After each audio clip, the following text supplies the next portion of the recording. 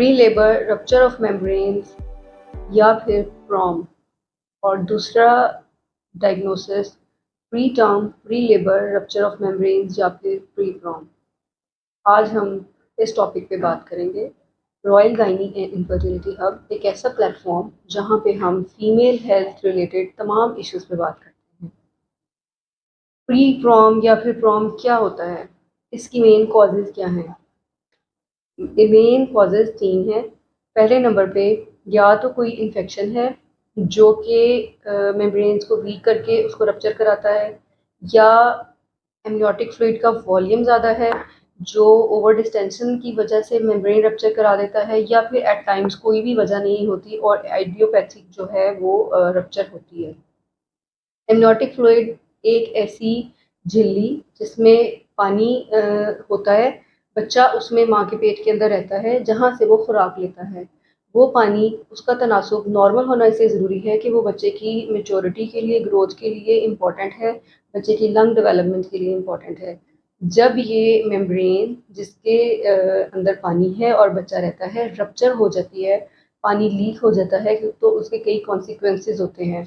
जैसा कि जहाँ से मेम्ब्रेन रप्चर हुई है वहाँ सेंडिंग इन्फेक्शन वजाइना के थ्रू होके बच्चे को इन्फेक्शन करा सकता है, माँ को इन्फेक्शन करा सकता है, माँ को बुखार हो सकता है, लेबर स्टार्ट हो सकती है। और अगर 37 वीक्स कंप्लीट नहीं हुए, जिसको कि हम प्री प्रॉम या pre labour rupture of membranes कहते हैं, तो प्री मेच्योरिटी का चांस बढ़ जाता है, बच्चे के आईसीयू में, नर्सरी में रहने का चांस बढ़ जाता है, लंग डेवलपमेंट प्रॉपर नहीं होती और बच्चा जो है वो एक्सपायर हो सकता है। जो माँ का इन्फेक्शन है वो कोरियमनाइटिस के बाद मैटरनल सेप्सिस करा के एंडोमेट्राइटिस करा सकता है, जो कि दोबारा फर्टिलिटी में इश्यूज कर देते हैं। अब ये सारे इसके कॉन्सिक्वेंसेस हैं। इसकी डायग्नोसिस क्या है? इसकी डायग्नोसिस सबसे इम्पॉर्टेंट पॉइंट इसकी हिस्ट्री है। सबसे पहले आपको पेशेंट से हिस्ट्री जो है वो लेनी होती है, जिसमें एक टिपिकल पेशेंट का डायलॉग होता है कि मुझे छूट के पानी पड़ा है, पाँव तक गया है, ट्राउज़र वेट हो गया है और कपड़े चेंज करने पड़े हैं। ये डिफ्रेंशिएट करता है वजाइनल डिस्चार्ज से, जो कि एक्सेसिव हो, पेशेंट को वेट फीलिंग आती है लेकिन वो पाँव तक नहीं जाता। हिस्ट्री के बाद एग्जामिनेशन आता है, आपकी डॉक्टर आपको एग्जामिन करती है, वजाइना के अंदर एक स्पेकुलम डाला जाता है, उसके ब्लेड में कूलिंग ऑफ फ्लूइड इंडिकेट करती है कि मेम्ब्रेन्स रप्चर हो चुकी हुई हैं। इसके बाद कुछ ब्लड टेस्ट आते हैं, उसमें हमने देखना होता है कि पेशेंट की ब्लड में इन्फेक्शन तो नहीं आ रहा, पेशेंट को बुखार तो नहीं हो रहा, पेशेंट की सारी रिपोर्ट्स ठीक है। इस तरह से पेशेंट की लीकिंग की डायग्नोसिस डेवलप होती है। इसकी ट्रीटमेंट क्या है? ट्रीटमेंट ऑप्शन डिपेंड करती है कि जिस जेस्टेशनल एज पे मेम्ब्रेन्स जो हैं वो रप्चर हुई हैं। अगर 37 वीक्स कंप्लीट हो चुके हुए हैं तो ज़्यादा चांस ये है कि विद इन 24 आवर्स पेशेंट को लेबर स्टार्ट हो जाएगी, जो एक नेचुरल मैकेनिज्म है। अगर पेशेंट रप्चर ऑफ मेम्ब्रेन के साथ दर्दों के साथ आई है तो कोई भी जेस्टेशन है उसकी डिलीवरी करानी होती है एंटीबायोटिक देने के बाद। लेकिन अगर 37 वीक्स कंप्लीट नहीं हुए और पेशेंट को दर्दें नहीं हैं, तो फिर दो सिनेरियोज होते हैं।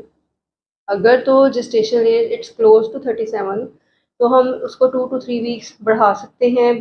पेशेंट की उसको एडमिशन करते हैं, उसके ब्लड टेस्ट कराते हैं, उसको एक स्टेराइल पैड दिया जाता है, लाइकर का कलर देखा जाता है, वो वाइट से येलो से ग्रीन तो नहीं हो गया, पेशेंट को फीवर तो नहीं हो गया, उसकी ब्लड की रिपोर्ट्स ठीक हैं, बच्चे के दिल की धड़कन ठीक है। सब चीज़ें अगर ठीक जाती हैं तो हम 2 to 3 वीक आसानी के साथ पेशेंट को दाखिल करके क्लोज मॉनिटरिंग के साथ चला सकते हैं, ताकि बच्चा क्लोज टू टर्म हो और नर्सरी एडमिशन का चांस जो है वो कम हो जाए।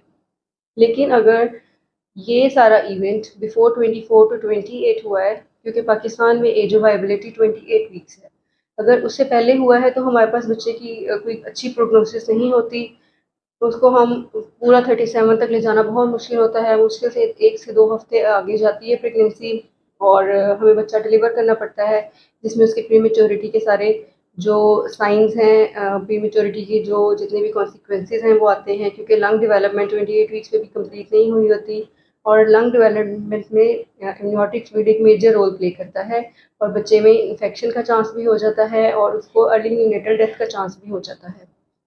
इसलिए अगर आपको मेम्ब्रेन्स रप्चर हुई हैं तो आपने अपने डॉक्टर के पास ज़रूर जाना है ताकि वो आपकी नेसेसरी इन्वेस्टिगेशंस करा सकें, आपको एडमिशन एडवाइस कर सकें। अगर कुछ भी किया जा सकता है एंटीबायोटिक दे के, मॉनिटरिंग करके, दाखिल करके, तो आपकी प्रेगनेंसी को as close to term as possible पहुँचाया जा सके ताकि एक सेहतमंद बच्चा आपके पास आ सके। Thank you.